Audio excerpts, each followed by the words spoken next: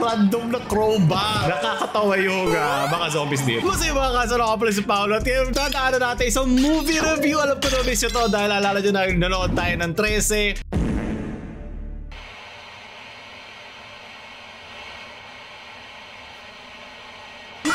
Pero ito kasi pinanood ko sa sarili ko oras. Iniba ko lang, baka mas ma-enjoy ko. Kasi 2 hours 30 minutes.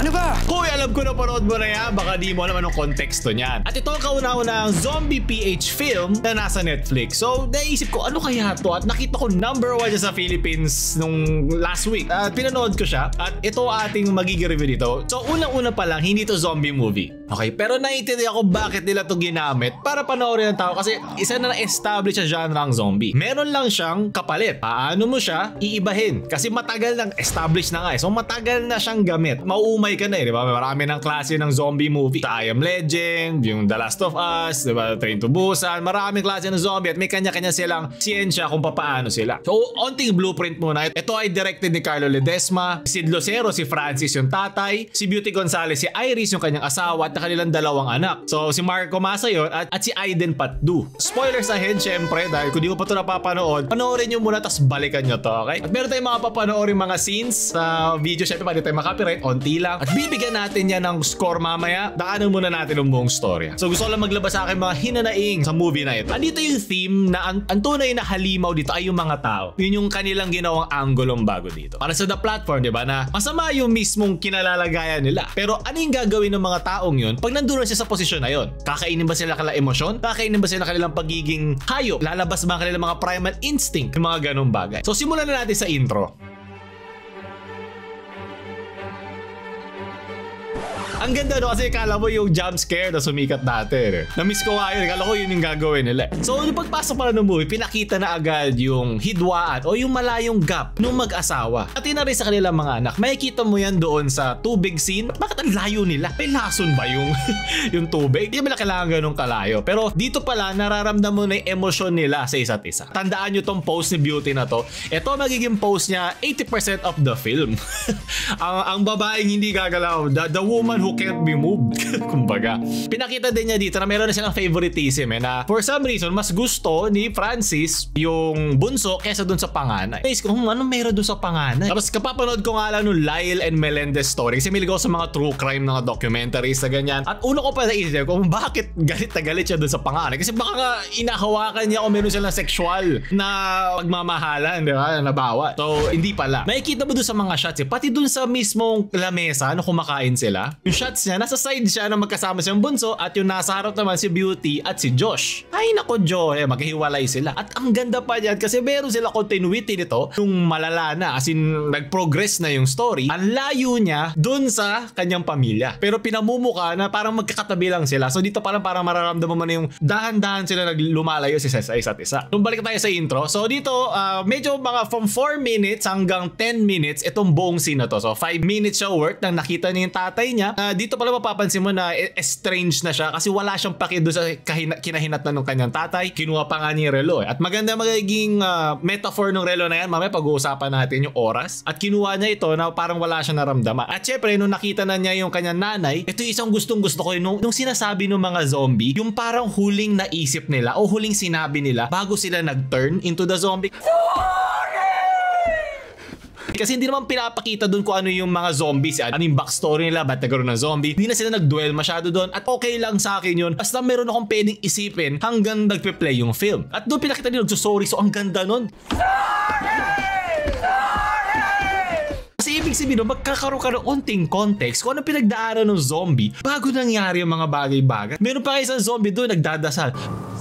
Ng ama, may isang zombie doon na mauna na kayo, una ka na, tumakbo ka na. Ibig sabihin sila yung mga pinauna ibang tao at nahabol din sila ng mga zombie. Ang ganda yan. Nagkakaroon ka ng iisipin. At kailangan mo maisipin dito kasi 2 hours 30 minutes yung movie. Wala lang masama, maging ganun kahaba. Diba? Pero kailangan bigyan mo yung audience mo ng iisipin o ikatutuwa ng kanilang mga mata. Malagay ka ng cleavage, malagay ka ng CGI, malagay ka ng special effects. Ganun naman yung paraan yan. At kung mababaw lang yung kalaliman ng mga zombies na yun, mauumay ka. Halos maging zombie na rin ako sa dulo ng video kasi natatagalan ako eh. Pero sige, pagkwentuhan muna tayo dun sa mga scenes. So, tulad dito, nung nahati na ang kanyang nanay sa dalawa at nilibing niya, maganda tong description eh, ng trauma. Kasi pinakita doon na siya ay inaabuso ng kanyang tatay, di ba? Yung nilalak sa basement na kahit ilibing mo, yung nag-traumatize sa'yo, yung pinahirapan ka, yung hindi ka pinalaki ng maayos, yung naramdaman mong parang kinalimutan ka, mapamagulang, kapatid, o kahit sinong nasa paligid mo na inaasahan mo, naaalagaan ka, kahit ilibing mo sila, dala-dala mo ang trauma na yan, dala-dala mo ang pinaghirapan na yan, at nasa sayo na yan. Kung paano mo siya pakikiramdaman sa katawan mo at isip,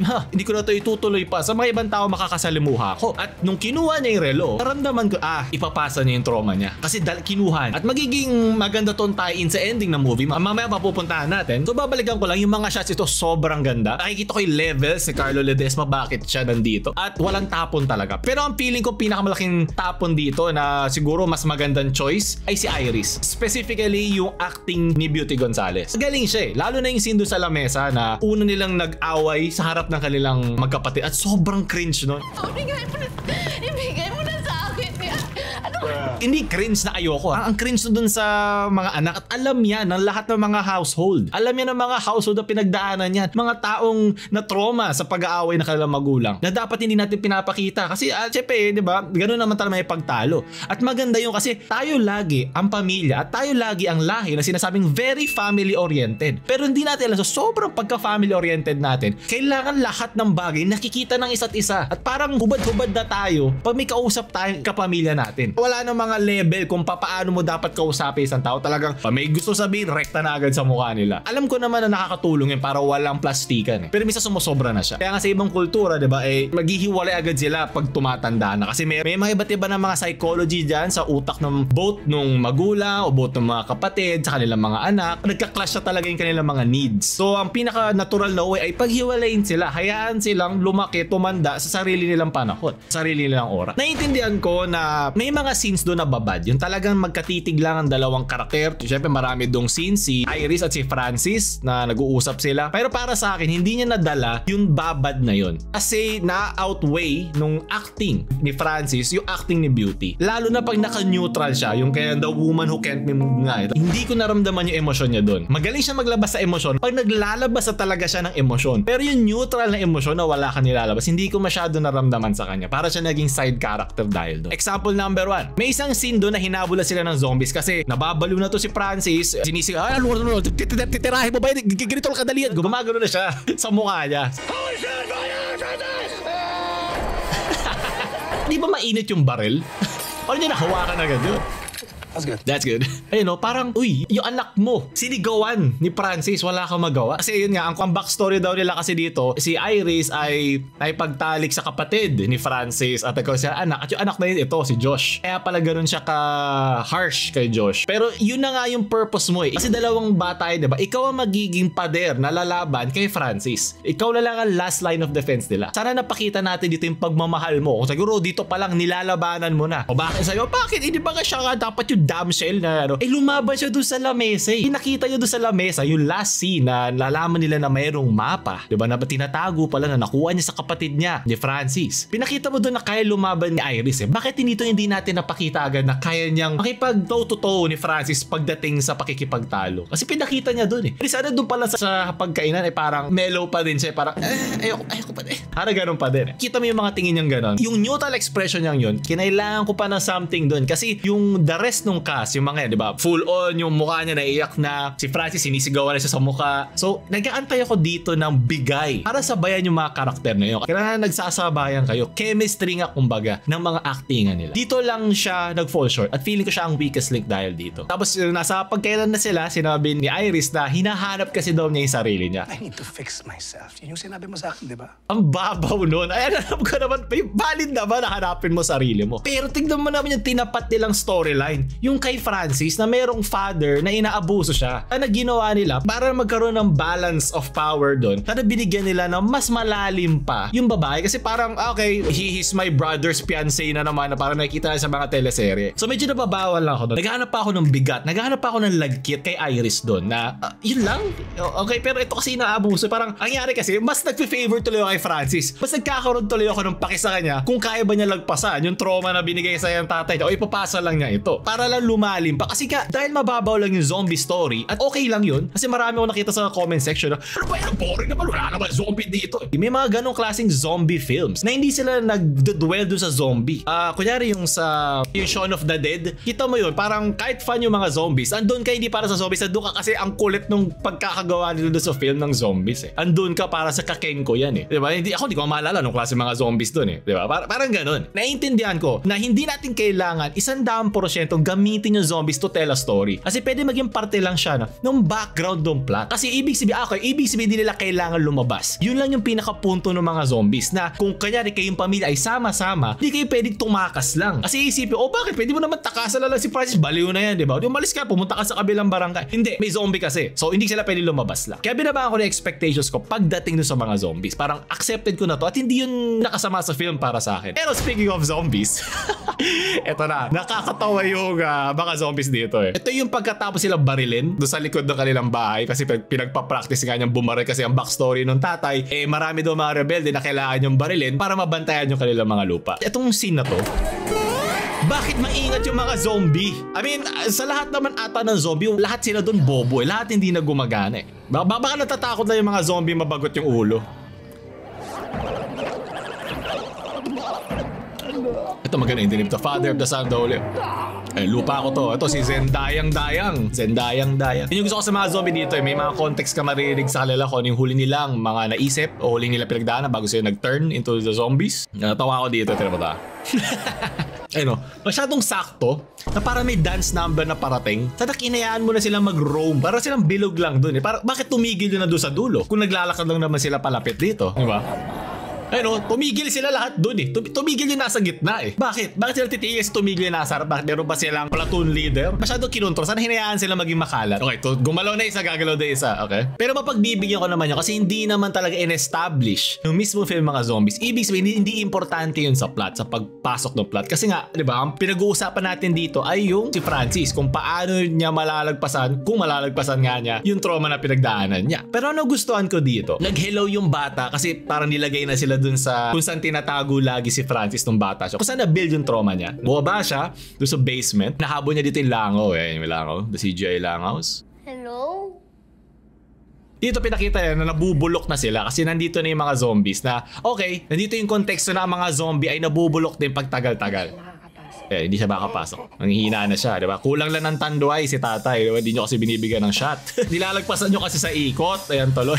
Isa pa dito, ito pala, isa ko pang problema. Umaasa kasi si Iris dito na makikita pa niya yung kapatid ni Francis, kalimutan ko yung pangalan niya, na makikita pa nila sa iba pang barangay na yung Delta Camp na tinatawag nila na para baka meron doon mga supplies, nandun yung mga doktor, nandun yung mga militar na kaya silang protektahan. Dito lang nag-shine yung acting ni Beauty. Dito nag-shine. Pero throughout, hindi ko masyado maramdaman. Alas dito dahil may gusto siyang hanapin. Sino ba yon? Sabihin mo na, putang! Huwag niyo pagsalitaan si mama ng Huwag ganyan. ka makikialam dito, you fucking bastard! Ito yung ano ko dito, di ba marunong ka siya lumaban eh. Siguro pet peeve ko lang to, pag gumagamit sila ng mga script na Taglish, malalim na Tagalog o malalim na Ingles, meron din siyang epekto eh. Ewan ko, ako lang, maarte lang ba ako? Lalo na yung mga time period, ang laking bagay niyan. Kasi nung simula ng film, nagsalita ng malalim na Tagalog si Francis. So, okay, mga siguro 1980s, 1990s. Pero dito, nag-i-English na siya, humahabol pa. Medyo off sa akin, na halo-halo pa yung sinabi niya na parang hindi mo ito lagi naririnig na magkasama eh. Yung you fucking bastard, diba? Pero binura niya ng tang mo. Parang iisa lang yung meaning nun eh. So, bakit natin pinag-iiba yung choice natin pag nagagalit ka? At hindi laging tang mo o hindi laging you fucking bastard, diba? Naguguluhan tuloy ako kung anong klase silang pamilya. Makakatulong kasi yun eh. Pero hindi naman siya big deal. Parang ito ni kung naghahanap lang ako ng mali, malaking tulong kasi yun para sa akin. Kung gusto mo malalim na Tagalog, malalim Tagalog. Pero kung Taglish mo, siguraduhin mo na realistic pa rin siya. Pero kasi pinakita ata kasi dito mayaman sila. So, di ba parang winawaldas yung pera ni Francis. Kaya di ba mayroon daw siya mga debt. Siguro ang dating doon ay mayaman si Francis. Kaya siya marunong mag-Ingles o naging part na to ng kanyang pananalita. At dito lumalabas na lang paminsan-minsan yung kanyang Tagalog. Parang gano'n. Okay, sige, okay lang. Hindi naman siya big deal. Kasi ito pa puta, natawa ako din. Ito yung scene na pumasok si Enchong D at like Enchong died din siya. Napakabilis na kanya pagpasok dito. Pinakita lang na safe sa Delta Camp. Yung mga karatig bayan hindi. So, wala nang rason si Francis para ikulong yung kanyang pamilya dito sa kanyang mansion. So, dito pinatay na niya dito si Enchong D at kinulong na niya yung... Joshua! Francis! Hindi naman pwede kayo rin, di ba? Kaya na. Ako kinulog! May sale! Nasa labas na yung ano ko, driver ko. Ba't may random na crowbar? Saan galing yun? At kung ganun man, ba't hindi niya nagamit na sandata? Kasi kakagising lang nito eh. Ba't hindi niya gagamitin sandata to? Pag binalik na sila ni Francis, pag pumunta na ulit si Francis sa kanya. Eh no, pinakita na gising na sila eh nung dumating si Francis eh. So ibig hindi ka nag-check sa paligid mo na kung anong pwede mong gawing sandata. At alam kung gusto mo. Kasi ginamit niya yung kutsilyo para saksakin siya. Ang pinangsaksakan niya yung buto ng aso eh. Pero itong sina to na kunyari yung si Lucas, yung kanyang paborito anak na masakitan tiyan. Sinaksak mo din dito ng ano eh, kulit mo sinaksak din siya dito ng buto ng aso eh. Ibig sabihin willing siya. So dito na trauma siya.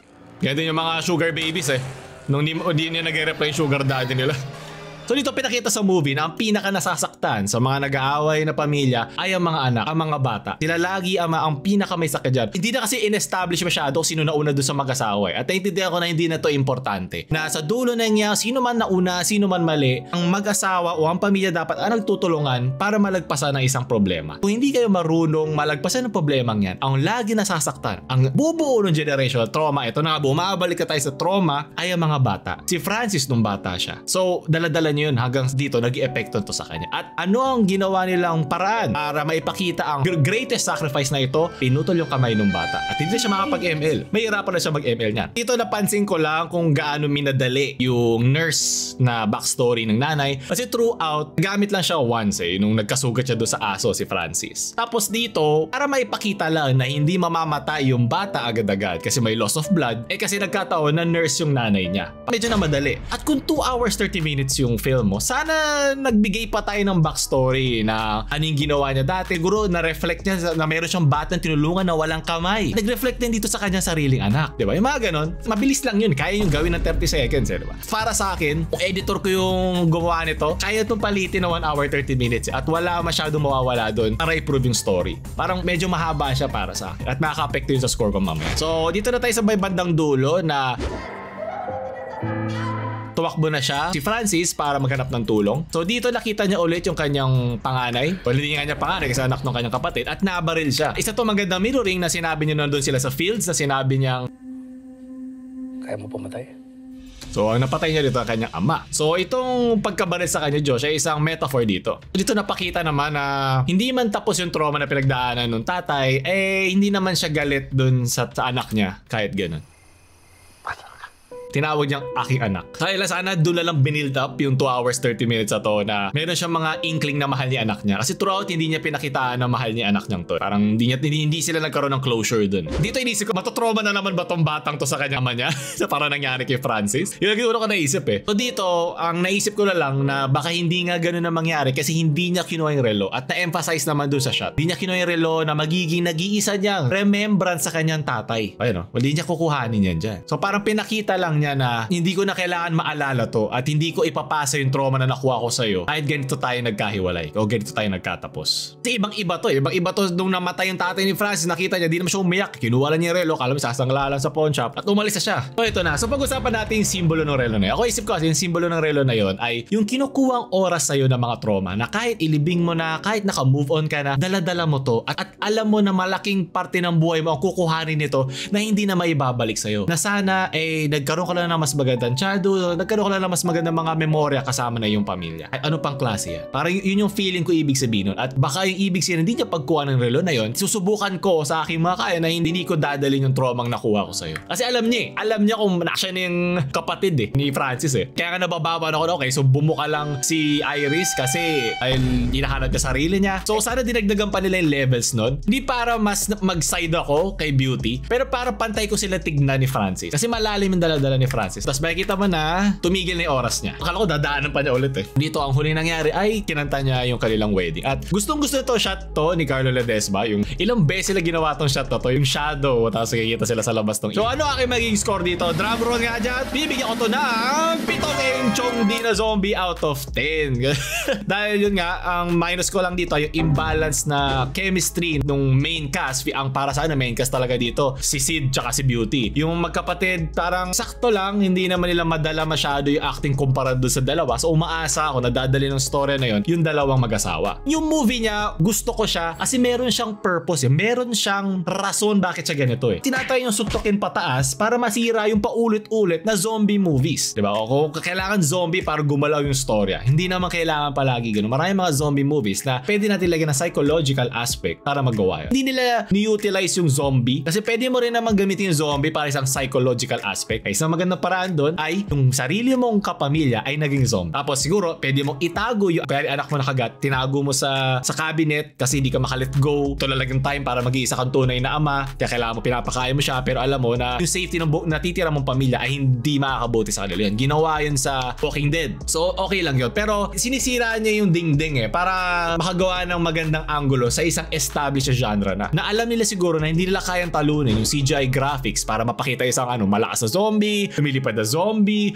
matalino. Sa ganun mababawi niya. So ang magiging puhunan nila dito ay yung ganda ng acting at yung ganda ng shots. Na yung shots okay lang, walang problema. Pero yung acting sa akin dito kinulang para mapagbigyan ko yung 2 hour 30 minutes. At yun na nga yung huli ko, yung length. Yung length yung minus last point ko dyan. Kaya siya naging 7 para sa akin. Na kung gusto nyo lang yung point, mabato mo lang yung point across, sapat na yung 1 hour 30 minutes, kayang-kaya yun. Kasi yun nga, hindi naman kaya sabayan pa nung cast na meron sila. Pero ako sa dulo nung panonood ko ron, na-appreciate ko naman eh. Siguro tumayo lang ako ng mas maraming beses throughout sa film kasi ang tagal para kumuha ng pagkain o tignan yung phone kung fully charged na. Pero overall, nagustuhan ko yung kwento. Overall, nagustuhan ko yung shots. Parang pag nakita mo, matutuwa ka. Pero hindi mo siya kayang titigan ng ganun. Magiging zombie ka rin sa dulo. So doon tatapos sa ating review ngayon. Ano ba mga opinion nyo dyan? Mayroon ba kayong mga iba sa aking opinion? I-comment nyo lang down below. Gusto nyo pa magkaroon pa kayo ba mga movie reviews tulad nito? Comment nyo lang mga gusto nyo panoorin natin. Doon tayo like, share sa mga cinephilist yung friends. Wow, may dami mo namang movie alam. Talino ka siguro.